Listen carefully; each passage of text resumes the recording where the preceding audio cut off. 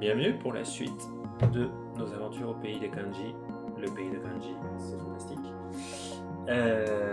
Merci comme d'hab, reconnaissance éternelle à tous ceux qui me soutiennent. Et merci à vous d'être là. Donc là, on va commencer par deux kanji bien durs. Et après, ça va être un peu plus soft. Ne vous inquiétez pas trop. Et puis, voilà. On va y aller. Ok. Choc. Voilà. Là, ça devrait être un peu mieux. Yes. Coucou Basmat. Dans le chat. Alors. Donc, c'est parti. Alors, le premier. Donc, on va utiliser la clé du caillou, la clé du rocher. On avait vu il n'y a pas très longtemps. Oh, je suis d'ailleurs sur le thème noir. Je vais peut-être passer en thème blanc. C'est peut-être un petit peu plus visible. Yes. Donc, 1, 2. Et ensuite le rocher. C'est ici le rocher. Je l'ai fait un peu trop petit, c'est pas grave. Je vais recommencer. Plus étendu en hauteur. Voilà. Anyway, allez. Là, on va avoir plus de place. Et parce que là, le kanji qu'on va voir, il y en a des choses à faire. On a à droite de ce caillou, on a 2 arbres. Je vais commencer à faire mon arbre. Et puis ensuite, un deuxième arbre.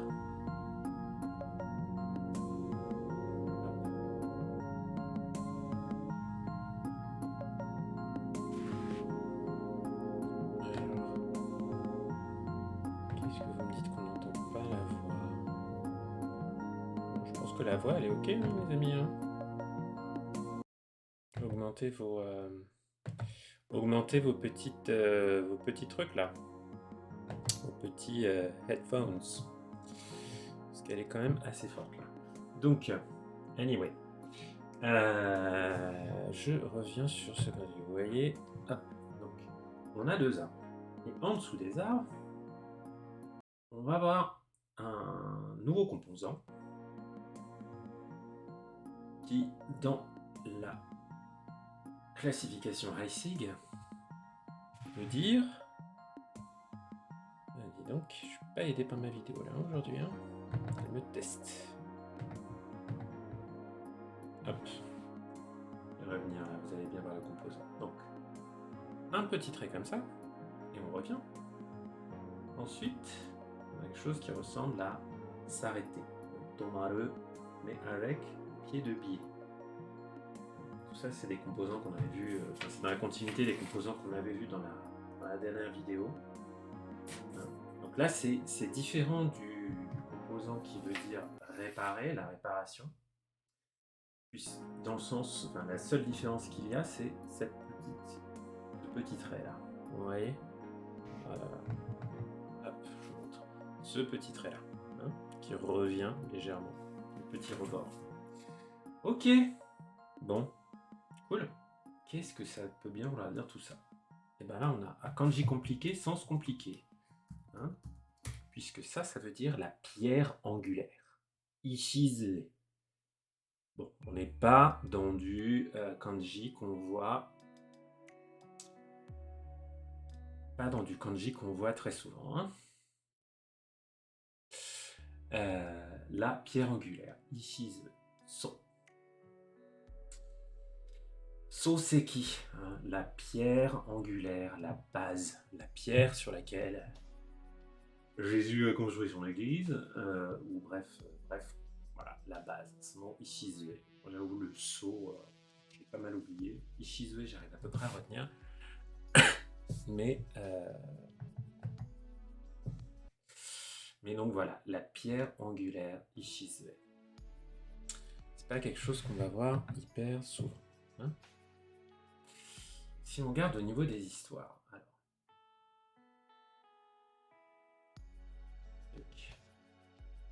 Attendez, est-ce que je vais dans l'index? Ouais, voilà. Donc là, on est sur le 421. Donc si on cherche des histoires un petit peu sympas, on va voir si on y arrive. Donc la pierre angulaire, 421. Donc on a le caillou, on a 2 arbres, et en dessous, on a le zoo. Zoo. Ok.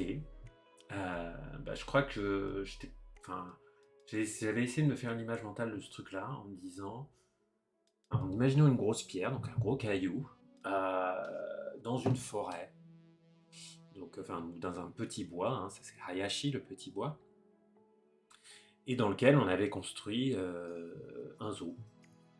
À partir de cette pierre angulaire, on avait construit des barrières, bref, toute une enceinte qui permettait d'héberger les animaux.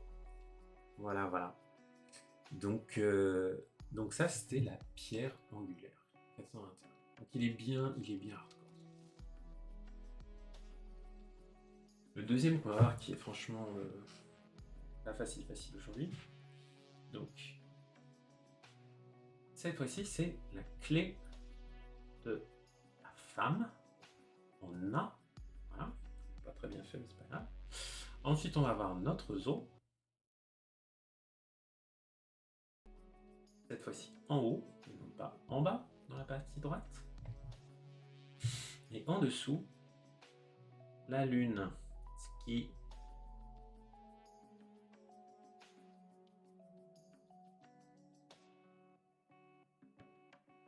est-ce que c'est bien Muko ou pas?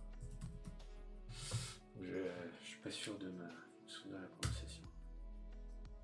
Ouais, Muko. Oh là là. La vidéo m'aide pas aujourd'hui. Du coup, je vais le refaire. Hein. Je vais le refaire. Donc, on a, cette fois-ci, la clé de la femme.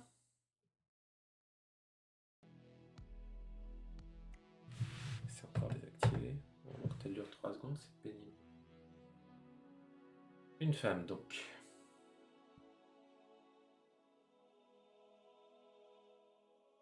Ensuite, le zoo.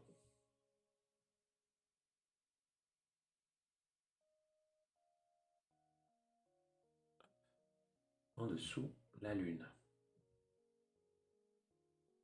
Avec la lune, souvent, enfin, quand elle est utilisée en clé à gauche, souvent pour indiquer une partie du corps. Là, c'est pas le cas. Donc, on ne parle pas de partie du corps. Le sens d'un kanji, donc le mot-clé qui a été mis, bridegroom, ça ne va pas vous dire grand-chose. Groom, c'est le marié dans un mariage, ou le beau-fils. Meko, le beau-fils. Ah non, j'ai pas de prononciation. Je me demandais pour l'accent tonique. Donc ça aussi, c'est un kanji que vous n'allez pas voir super souvent. Hein, parler de des relations dans la famille, tout ça. Le beau-fils Meko, on peut quand même le trouver, mais c'est pas le plus fondamental de la Terre. Et moi, je m'étais fait une histoire pour le retenir à celui-là. C'était quoi? C'était, j'avais pensé à la lune de miel. En fait, la lune là m'avait fait penser à la lune de miel. Et j'avais pensé à un couple avec où le beau-fils, le marié. J'ai vraiment pensé au mariage sens-là, le marié dans le mariage, qui emmenait en lune de miel sa nouvelle femme, donc la femme à gauche là, pour aller visiter un zoo, quoi. Un truc un peu cheapos, un mariage de gens qui n'avaient pas forcément les moyens de partir en voyage très loin. Et du coup c'était à peu près resté. Mais c'est pas le kanji qu'on va voir le plus souvent.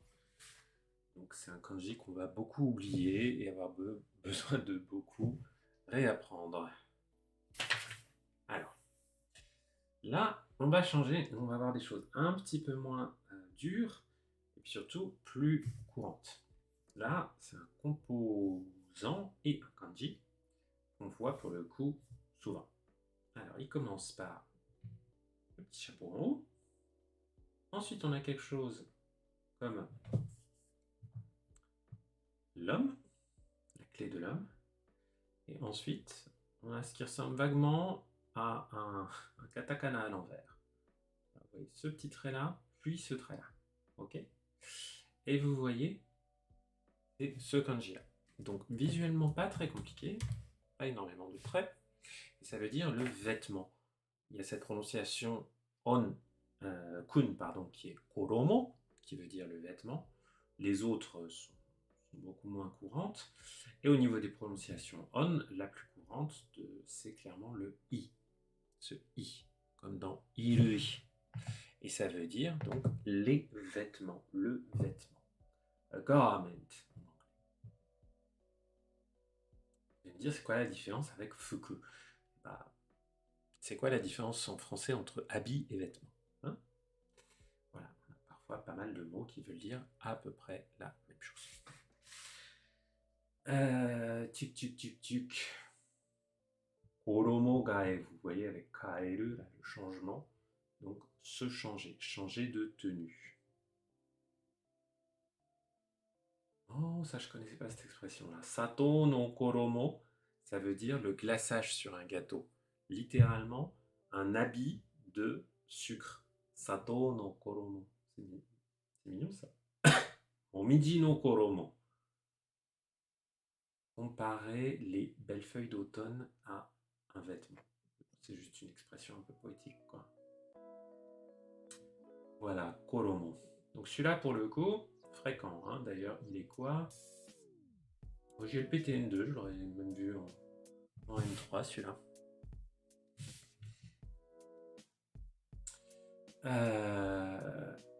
Et donc, il est effectivement composé de... Oui, j'en ai pas trop parlé quand je l'ai écrit. Hein, donc, du chapeau de forme, qu'on a vu en haut, et en dessous, de ce qui correspond à une écharpe comme composant. Mais en soi, bon, il se retient assez... je trouve, de façon visuelle, il se retient pas trop mal. Alors, les seuls habits autorisés dans ce club sont les écharpes et les chapeaux de forme. Et... Oh, vous pouvez penser à un... Ouais, c'est sympa ça. Vous pouvez penser à un bonhomme de neige, hein, avec le bonhomme de neige, ses vêtements, ses habits, c'est un chapeau de forme et une écharpe. Voilà, c'est tout ce qui fait les vêtements du bonhomme de neige. Pas mal ça.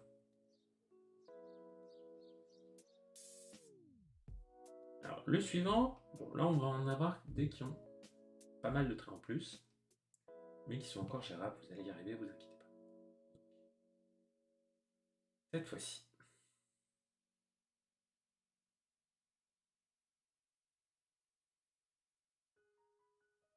J'ai ma clé un peu compliquée,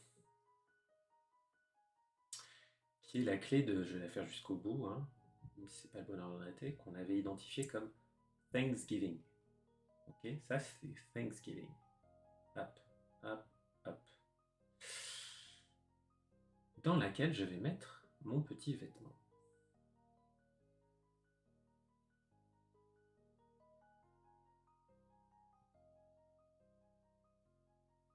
Et je vais terminer. Mercredi, yes, il est là. Alors, celui-là, le mot-clé qu'a choisi Heissig pour qu'on le retienne, c'est tailor, dans le sens ajusté à la taille de quelqu'un. C'est pas le tailleur dans le sens la personne qui fait un boulot de tailleur et qui reprend vos vêtements, mais c'est bien l'action d'ajuster.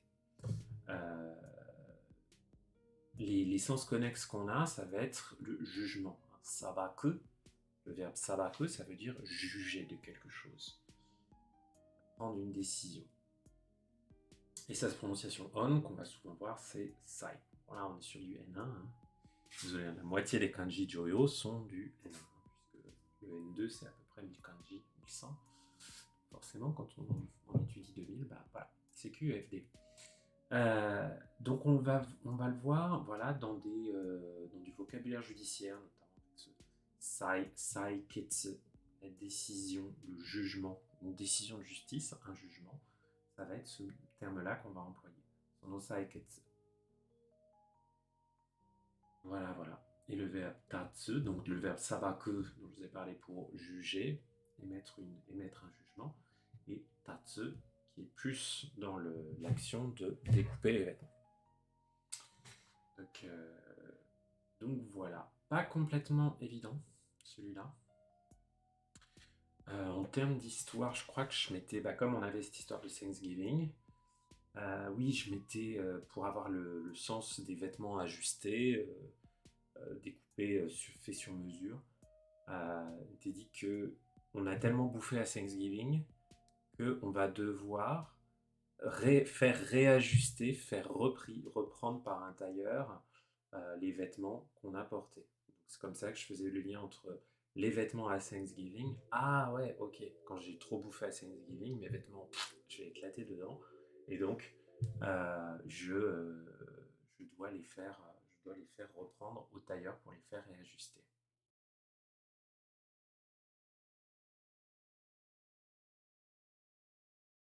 Même là, tous les gens, ils ont mis... ça qui est embêtant. Quand on met juste un mot-clé comme ça, mais sans préciser si c'est un nom ou si c'est un verbe, parfois les gens font un peu des histoires. Donc voilà, le tailleur, mais dans le sens, le métier du tailleur. Le fait de réajuster ou de juger. Je trouve que c'est un petit peu dommage qu'il n'ait pas choisi plutôt le sens de juger sabaku, parce que je trouve qu'on voit quand même ce kanji beaucoup plus utilisé avec ce sens-là qu'avec le sens de réajuster les vêtements. Mais bon. Voilà. Alors, le suivant.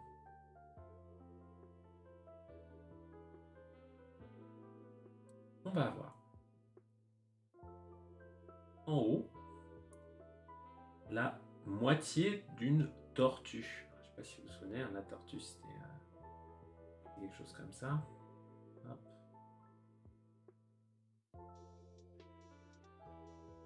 Pas sûr que elle est très mal dessinée, bon ça ressemble à peu près. Là, on va en avoir que la moitié. 1, 2, 3. Et ensuite, on a notre chevalier servant, samouraï, notre shi de Bushi sur la droite. Et en dessous, je vais avoir les vêtements.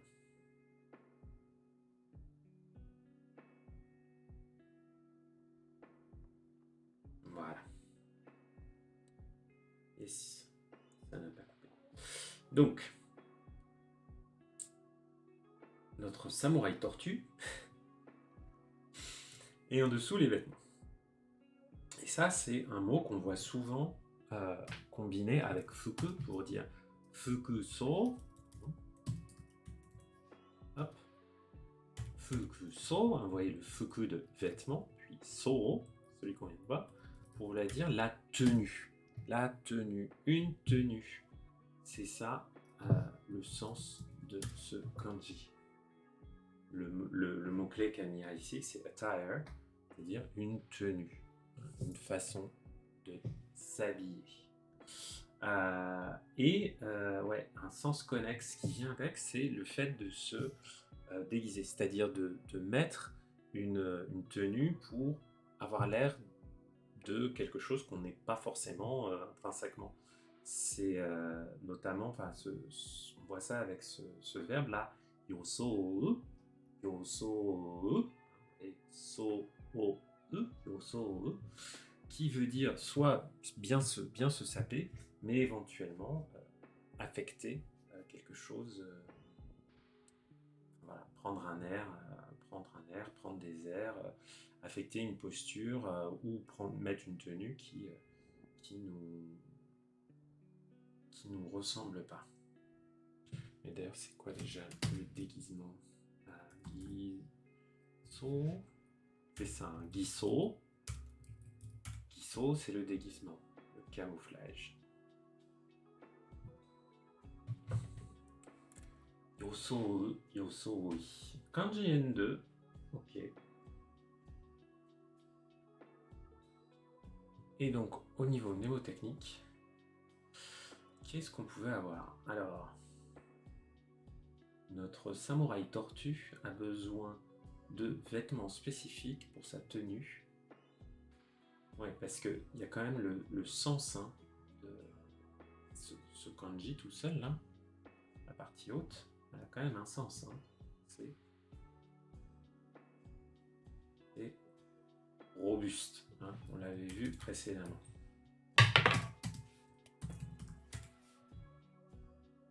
Sakan, so. Vous voyez, il a la même prononciation on. Ce so. Donc, la tenue, en gros, de notre samouraï tortue. Moi, j'avais l'idée d'un samouraï qui avait une carapace de tortue sur le dos, comme Tortue Géniale dans Dragon Ball. Eh bien, c'est sa tenue. C'est sa tenue qui lui permet d'avoir l'air bien robuste. Quelque chose comme ça. Ok. Ça peut marcher. N'hésitez pas dans le chat si vous en avez d'autres ou en commentaire. Des histoires à partager. Et coucou à Bayflandre. Alors, le suivant, je l'aime beaucoup. Pourquoi? Je ne sais pas. On a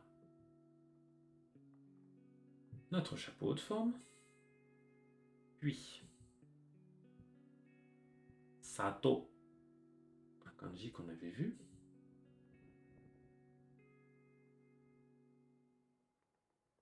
Hop, je vais sans doute me faire encore reprendre sur l'ordre des traits, mais c'est pas bien grave. Hein. Sato, dont le sens en tant que radical, le sens que lui a mis Haisik, c'est un ordinateur. On a un chapeau de forme et un ordinateur. Et la partie basse, c'est le vêtement. Alors vous voyez qu'il n'y a pas la partie chapeau de forme parce qu'elle est déjà là-haut. Donc vous avez le chapeau de forme et la jupe, et au milieu l'ordinateur. Ou alors vous avez le vêtement, et à l'intérieur du kanji vêtement, vous avez cet ordinateur qui débarque. Donc imaginez un ordinateur habillé avec des vêtements. Qu'est-ce que ça va vous donner comme sens? Eh bien, pas forcément grand-chose, mais il y en a un vrai de sens. Et franchement, on le voit assez souvent celui-là. C'est Ura, qui veut dire à l'envers, l'envers. On avait peut-être vu Omote, qui s'écrit de différentes façons d'ailleurs. Je vais plutôt mettre celui-ci. Voilà, celui-là. Ça, c'est l'endroit. On va peut-être le voir. Déjà eu. Bonne question. J'ai un peu oublié. Mais en tout cas, ce Ura, ça veut dire à l'envers. Donc moi, je m'étais fait toute une image mentale avec ce kanji, où c'était... en fait, c'était un robot, donc un truc, une sorte d'ordinateur, qui essayait de se faire passer pour un être humain en se mettant un chapeau et des vêtements. Je crois que j'avais pensé à Bender de la série Futurama dans ma tête. Mais qu'en fait, quand on regardait l'envers, quand on regardait l'intérieur des vêtements, on voyait bien que c'était un robot, que c'était un ordinateur. Donc c'est comme ça que j'avais à peu près retenu celui-là. Alors, le mot-clé qu'a mis Haisik, c'est back, mais c'est vraiment dans ce sens, in the back, hein, l'envers de quelque chose. La partie, en gros, vous avez Omote qui est vraiment la face que vous voyez, et Ura qui est la face que vous ne voyez pas. Hein, vous pourrez dire, par exemple, quand vous voulez dire derrière cette armoire, vous voulez dire, voilà, j'ai oublié l'armoire, c'est pas grave. Kono kagu no ura, derrière ce meuble. Kono tansu, peut-être. Tansu no ura. Ça... C'est vraiment ce sens-là. C'est la partie que vous ne voyez pas de quelque chose. L'arrière, voilà. Ou l'intérieur d'une boîte, par exemple. Quelque chose comme ça, quand quand vous le changez.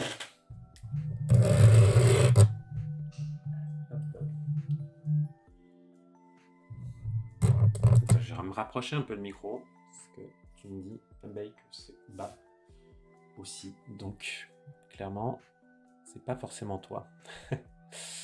Voilà. En espérant que ça aille un petit peu mieux. Donc, là.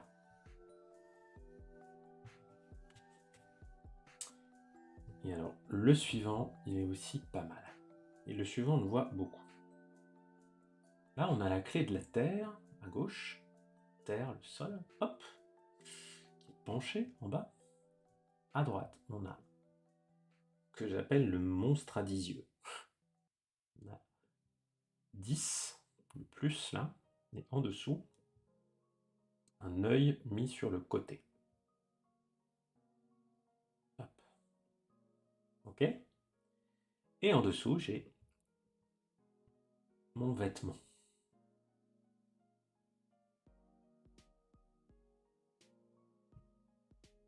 Et voilà. Ce kanji, qui va avoir une prononciation on, kai, donc il se prononce kai, mais aussi, c'est un kanji pour écrire le verbe kowareru ou kowasu, qui veut dire détruire, briser quelque chose, démolir quelque chose. Hein. Yaburu, kowareru, kowasu transitif, kowareru intransitif, donc kowareru particule ga, hein, se casser, se briser, là où kowasu c'est briser quelque chose. Et prononciation on, kai, ok, prononciation est, soit, mais je vous avoue, je la connais pas trop. Donc kaimetsu, la destruction, kowasu, kowareru. Oula, eshi, la nécrose, ok, ouais.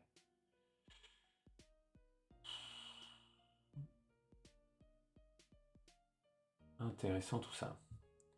Et donc, moi je m'étais fait, comme je vous dis, là, cette partie-là, je m'étais dit, là c'est un monstre à 10 yeux. Donc j'imaginais un affreux monstre, genre un dragon ou je sais pas quoi, une hydre, quelque chose comme ça, qui avait bousillé, enfin, en gros, il y a un valeureux héros qui a essayé d'aller d'aller détruire le monstre. Mais en fait, c'est le héros en question qui était assis par terre, enfin qui était sur le sol là, qui regardait ce gigantesque monstre. Il s'est fait carboniser par le monstre et dont il ne reste que les vêtements. Voilà, dont il ne reste que la tenue, les vêtements.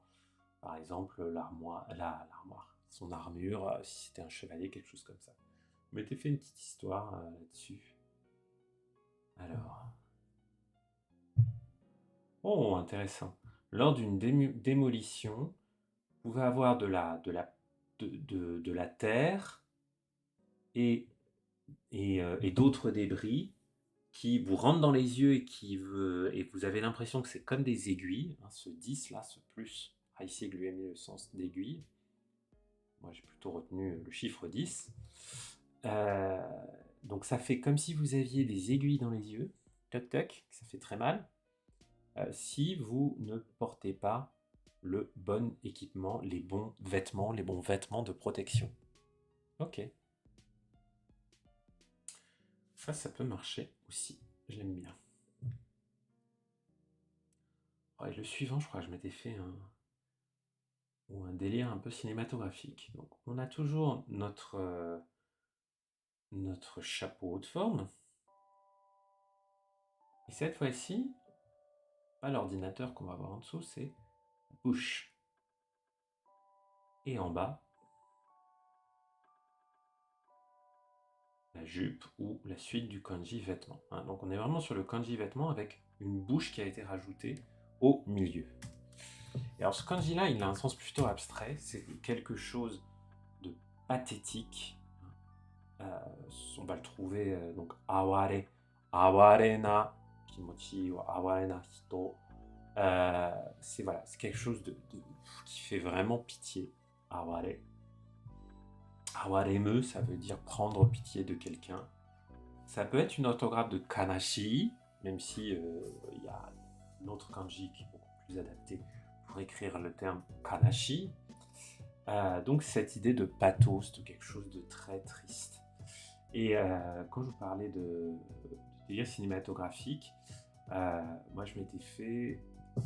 J'avais pensé au film Mort à Venise, qui est sublime, hein, grand classique. Et bon, je vous spoil un petit peu, mais le film doit avoir une cinquantaine d'années, donc ça va. Et notamment, il y a ce personnage, le personnage principal qui est très pathétique et qui à la fin se met du rouge à lèvres et se met des très beaux vêtements pour avoir l'air plus jeune, pour avoir l'air plus beau.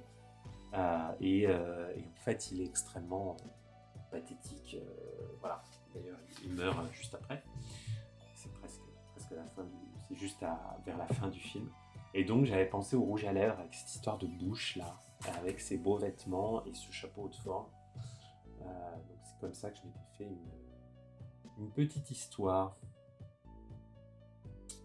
Voilà. Donc regardez-moi, Venise, c'est un chef-d'œuvre. Alors, le suivant. Ça, je pense que dans le chat et dans les commentaires, vous serez un paquet à le connaître.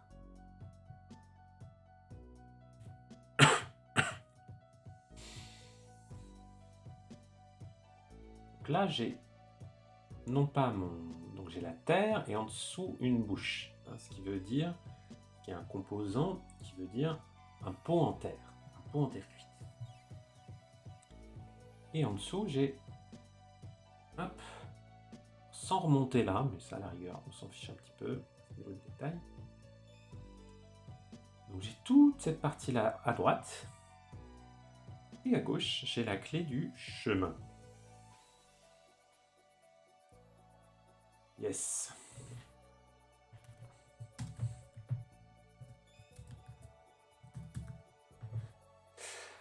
Coucou Ozen. Alors moi les kanji, je les ai déjà étudiés. Là, c'est juste pour les revoir et les partager. Mais effectivement, la façon dont moi j'ai étudié les kanji, c'était j'ai suivi la méthode iSig avec une appli de mémorisation espacée sur mon smartphone et mon ordinateur, Anki. Et c'est comme ça que j'ai appris les kanji. Hein. C'est pas en les grattant, d'ailleurs je sais à peine les écrire, mais je sais les lire. Et donc celui-là, avec donc merci pour ta question et bienvenue. Donc celui-là, donc ce point en terre cuite avec une écharpe et sur le chemin, ça veut dire toi, loin, éloigné. Donc ça, on est sur un kanji très courant. Sa prononciation on, c'est n, parfois on. C'est plutôt le n auquel je pense le plus souvent. Donc, alors Ozen, le livre s'appelle, la version française c'est Les kanji dans la tête, sinon c'est Remembering the Kanji. Voilà. Mais vous n'avez pas besoin du livre, hein, forcément. Une bonne appli, un bon site comme le site Koruhi, et ça suffit. Mais n'hésitez pas à acheter le livre pour soutenir les auteurs, bien sûr. Donc, Toi, N, distant, loin. Hein, le contraire de Tori, c'est Chikai, proche. Et moi, l'histoire que je m'étais fait avec ça, donc il y a plein de mots, hein, Ensoku, une excursion, Eien, l'éternité, beaucoup de mots qui utilisent ce kanji. Moi, l'histoire que je m'étais fait, j'avais pensé à la vieille série Les Mystérieuses Cités d'Or, dans laquelle il y a le personnage de Taro qui se balade avec, dans son baluchon, un pot en terre, tout le temps avec lui. Donc j'ai pensé au pot en terre, qu'il était dans une sorte d'écharpe, hein, dans un morceau de tissu, et que Taro, il allait dans des pays lointains. Voilà. Et du coup, comme ça me reste cette histoire de pays lointains. Et du coup, je l'avais combiné avec le kanji qu'on va voir maintenant. un peu dans la même histoire. Donc cette fois-ci, on va avoir la meute de loups, hein, ou de chiens sauvages. Oups, zut. J'y arrive. Hop. Hop, j'ai ma petite meute là. Et à droite, j'ai mon pot en terre cuite dans une écharpe. Hop. On l'a reconnu. J'ai peut-être pas bien fait l'ordre des traits. C'est pas grave, on va le vérifier après. Hop. Vous avez peut-être vu le mot que j'ai tapé.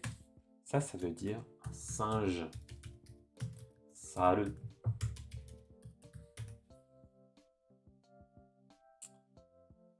Ouais, non, j'avais pas tant que ça foiré l'ordre des traits. Hein. C'est pas grave. Donc, sale. Le singe. Attendez, je repense à un autre mot qui veut dire. Ouais. Un primate. Ouais, un singe, ouais. Ouais, c'est un ATG, là, c'est pas les mêmes lectures. Bref, c'est pas grave. Un sale, le singe, quand vous apprenez les animaux, tout ça. Oups. D'ailleurs, attendez. Je vous remets puisque ça a frisé. Donc, sale, le singe. Et donc, moi, je m'étais fait la suite de mon histoire avec Tao. Tao qui allait dans des pays distants et qu'à un moment, il devait traverser une jungle et il se faisait attaquer par plein de singes. Voilà. Un peu comme dans Indiana Jones 4, pour ceux qui l'ont vu, qui n'était pas terrible hein, d'ailleurs. Clairement le moins bon des 4 et bientôt 5. Donc voilà, j'avais imaginé les singes, toute une horde de singes qui attaquaient le pauvre Tao avec son baluchon et qui devait un petit peu s'en sortir comme il pouvait.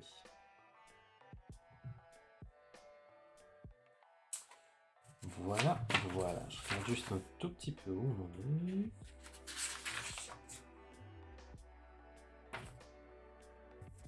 Yes, on va encore continuer un petit peu. On va en voir des biens là. Alors, le suivant. Hop. Alors. Sur la partie gauche. Ouf, je vais le refaire, celui-là il est moche. Voilà, là c'est mieux.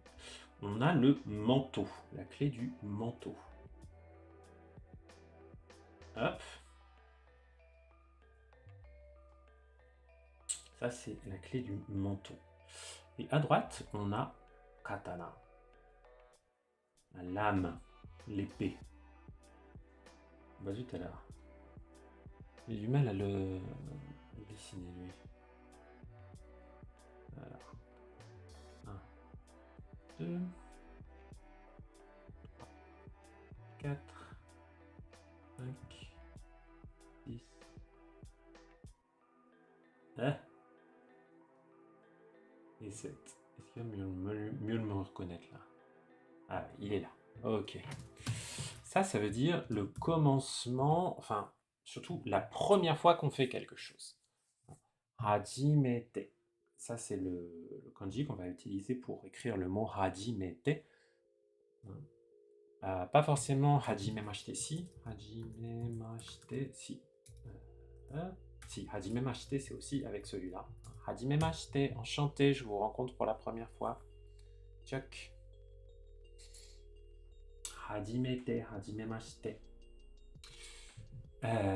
Et donc, hajimete pour la première fois. Vous pouvez l'utiliser comme un adverbe. Ou sho. Également, ouais, hatsu. Souvent, quand il va être combiné avec d'autres lectures kun, on va avoir hatsu, comme par exemple hatsu mode, qui est la première visite au sanctuaire d'une nouvelle année. Un rituel classique pour les Japonais. Alors, un manteau est une lame, et ça fait... C'est la première fois qu'on fait quelque chose. Bon. Pas évident de se faire des histoires pour celui-là, je vous avoue, je me souviens pas trop, pas trop de l'histoire que je m'étais fait moi.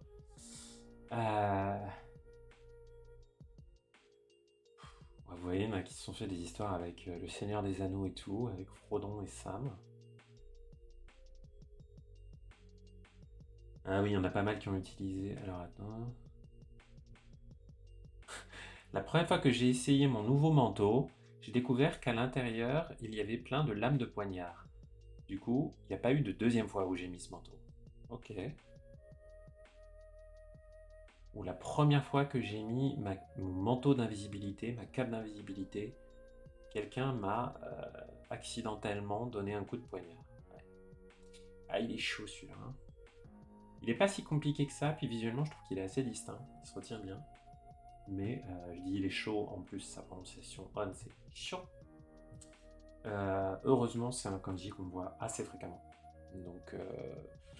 Donc il finit par rentrer celui-là.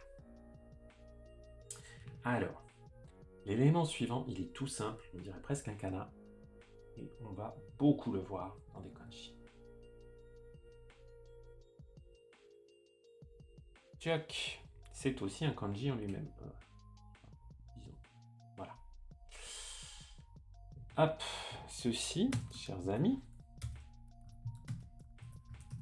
c'est un morceau de tissu, une serviette si vous voulez.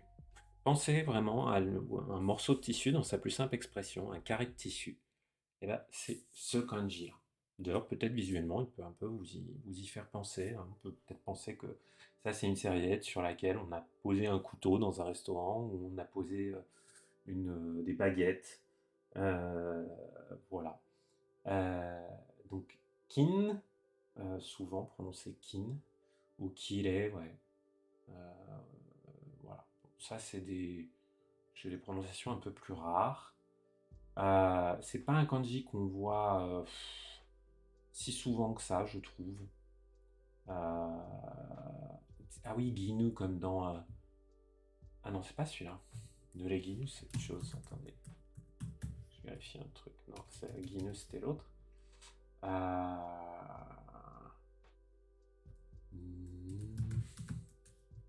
Non. Non, franchement, à part la prononciation kin, j'en ai pas... Ouais, par exemple, Zookin. Hein. Zookin, c'est un torchon. C'est-à-dire une serviette qui vous sert à faire toutes sortes de choses. Avec ce zatsu, le zatsu qui veut dire des choses diverses. Voilà. Donc visuellement, il est très simple.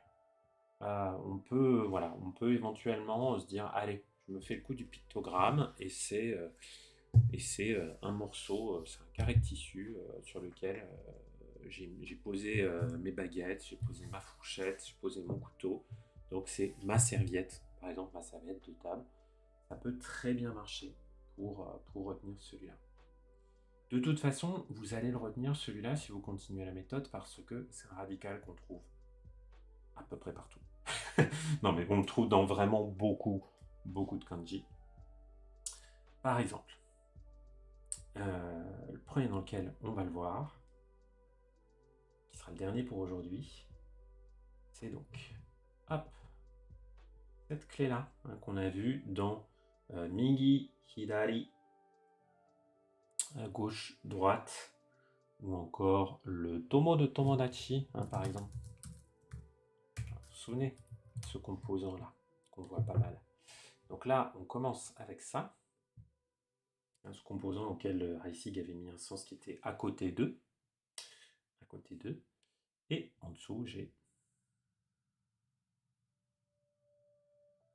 Hop.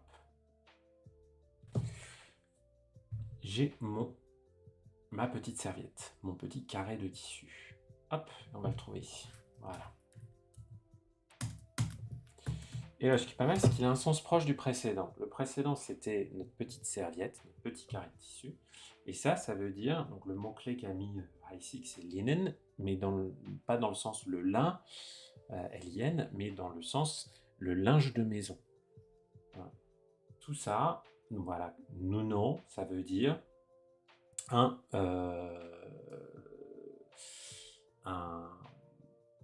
c'est du tissu, pardon, je vais y arriver. Du tissu. Là où l'autre, c'était la petite serviette en tissu. Là, c'est le tissu lui-même. Non. Donc, ils sont assez proches, ces deux kanji, donc c'est pas mal de les apprendre ensemble. Celui-là est plus courant que le précédent, à mon sens. Mais vous voyez qu'ils peuvent même avoir la même prononciation qu'il est. C'est le feu de Ftang, si je dis pas de bêtises. Hein. Voilà, le feu de Ftang. Hein. Un groupement, ça c'est le groupe, c'est partie droite. Ftang. Un groupe de tissus, un rassemblement de tissus. Le feu de Ftang. Donc ça c'est le tissu.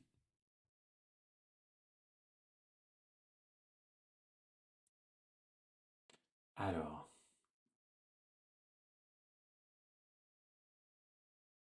c'est d'avoir, parce que moi je me souviens plus trop des histoires que je m'étais mises.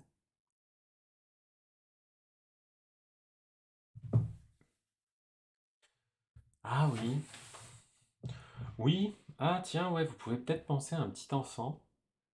Notamment, là, il parle de Snoopy. Il y a un personnage dans Snoopy qui se balade toujours. Attention, pardon, vous ne le voyez pas là. Hop. Ah bah zut, la vidéo a décidé de se faire la malle. Pas sympa. On va se la remettre.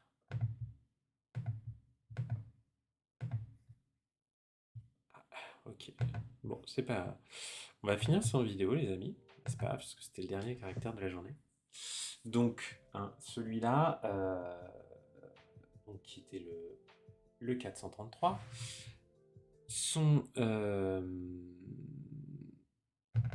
donc l'histoire qu'on pouvait se mettre. Ah bah voilà, elle va quand même revenir la vidéo. Hein, cocotte. Bim. Hop. Donc le linge de maison.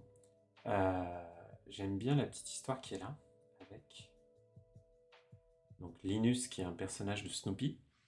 Ça, regarde, vous en foutez. Vous pouvez penser à un petit enfant qui se balade partout avec son doudou, son nanin, son je sais pas quoi, en imaginant que, donc, à son côté, enfin, qui tient à côté de lui par la main ou qui est à moitié dans son pantalon ou je sais pas quoi. Bref, comme un doudou. Et vous imaginez que c'est juste une sorte de pauvre petite couverture, de pauvre petite serviette, bref, un carré de tissu qui est à côté de lui. Et voilà, quoi. Et ça, vous pouvez peut-être vous créer une petite image mentale comme ça. Voilà, donc la prochaine fois, on en verra encore plein avec cette serviette, ce morceau de tissu, parce qu'il est dans vraiment énormément de kanji. Voilà. N'oubliez pas de vous abonner un petit peu partout. Et puis, on va s'arrêter là.